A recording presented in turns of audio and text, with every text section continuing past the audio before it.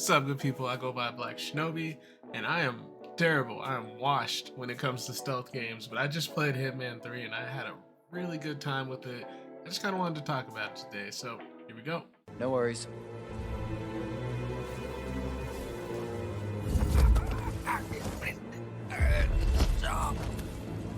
Now, I do stream over on Twitch, but my main passion right now is game design and game development. And whenever I see something that a game does well, I just kind of like to talk about it. So that's what we're doing. So why Hitman 3? Like I said, I'm really bad at stealth games in general, but Hitman 3 was the first one that like really clicked for me.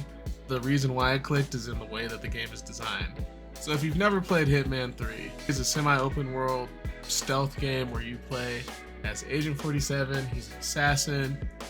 Every level is its own contained open space, and you just have a mission to assassinate one person. Now, there's always a mainline quest baked into these levels where you can just go from checkpoint to checkpoint, hear a little bit of the story, and figure out what to do next. And by the time you get to the end, you've completed the mission, and it takes you into a cutscene, game over. But Hitman 3 really shines when you just kind of do what you want to do. Like, that's what's crazy about this game. It gives you the freedom to just try whatever you think you can try. And I think that's what made this game click for me really well. That freedom comes through in the gameplay in a couple of different ways. First one is in exploration. Like I said earlier, the levels in Hitman 3 are just broken into these giant open areas, and they are full of stuff to do. I hate it when games come out with giant open worlds, open areas, and there's just like nothing to do in them. It feels like a waste of time. I understand why that happens sometimes, but like, just if you're gonna have a big open world, at least make it interesting. And Hitman 3 does that really well. I mean, every square foot of these maps feels important and it feels purposeful.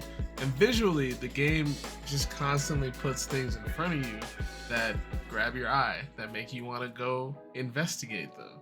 And as soon as you get there, there's always some sort of good payoff, like whether it be a new storyline, a new way to complete the mission, some new items, some good disguises. There's always something there. It always pays off to explore in this game.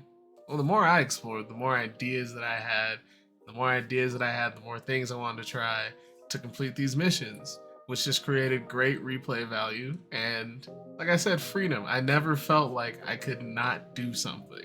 And when you put in all that effort and the idea that you had worked out, it just feels incredibly rewarding. It feels great. It feels like you pulled off the highly unlikely or almost impossible task. One last nice little touch is it has this objective board that displays at the end of every mission that just shows you the things that you did successfully and then all the other things that you could have done. It just gives you even more ideas to go try more stuff. It encourages you to explore. The exploration just feels amazing in this game. Changing topics a little bit here, I also appreciated how it just let me make mistakes. Like Hitman 3 only has one rule: be stealthy. Just be stealthy. And when I would break that rule, I would get punished, but not in a way that made me want to quit. The game has great checkpointing, so if I got caught, it was never that hard to just reload. That's right. It was a save scumming. I save scum most of this game. Just loaded the last checkpoint, tried it again a little differently until I got through the levels. It let me learn by doing that. And also because the game lets you have so much freedom, if I decide I don't want to do it the way that I tried, I could just go do it another way.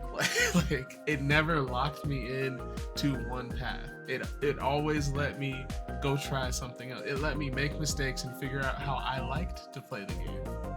Now, I understand to some degree, every game has to train and condition players how to play the way that they want you to play, but I just felt like Hitman 3 did an amazing job of that. Tell me what stealth game I should try next. Tell me what you liked about Hitman 3. What missions were your favorite? I want to know. Really, let's chop it up. Until next time, peace, y'all.